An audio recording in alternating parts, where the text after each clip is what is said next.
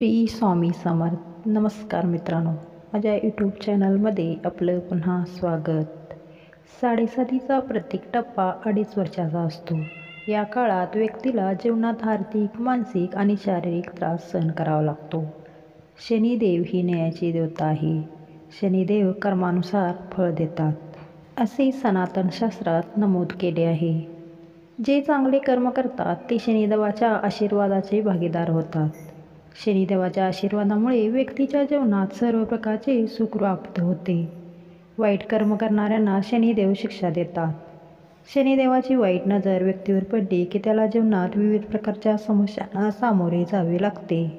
शनीची महादशा आणि साडेसातीच्या काळात व्यक्तीला कठीण प्रसंगातून जावे लागते.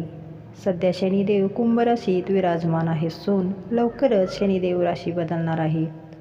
शनीच्या राशी बदलामुळे राशीच्या पहिल्या राशीला साडेसाती सुरू होईल.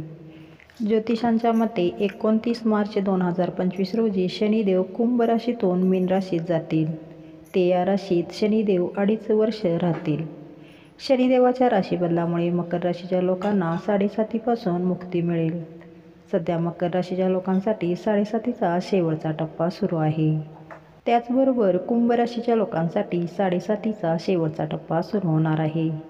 सध्या कुंभ राशीत साडेसातीचा दुसरा टप्पा सुरू आहे.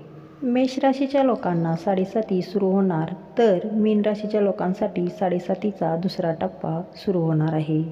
सध्या मीन राशीत साडेसातीचा पहिला टप्पा सुरू आहे.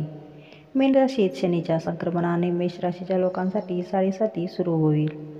या राशीच्या लोकांना 31 मे 2032 रोजी साडेसातीपासून मुक्ती मिळेल.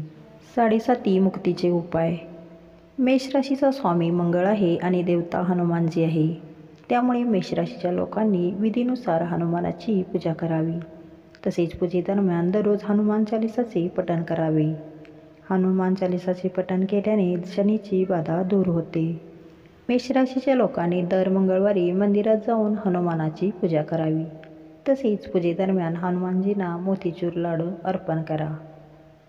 तसेच हनुमानजींना सिंदूर अर्पण करा. हा उपाय केल्याने हनुमानजी तुमच्यावर प्रसन्न होतात. शनिदेवाला प्रसन्न करण्यासाठी दररोज स्नान आणि ध्यान केल्यानंतर पाण्यात काळे तीळ मिसळून भगवान शिवाला अभिषेक करावा. हा उपाय केल्याने शनीची बाधाही संपते. शनिवारी चुकूनही गरीब आणि गरजू लोकांना दुखवू नका. या दिवशी तुमच्या आर्थिक परिस्थितीनुसार लोकांमध्ये दान करा.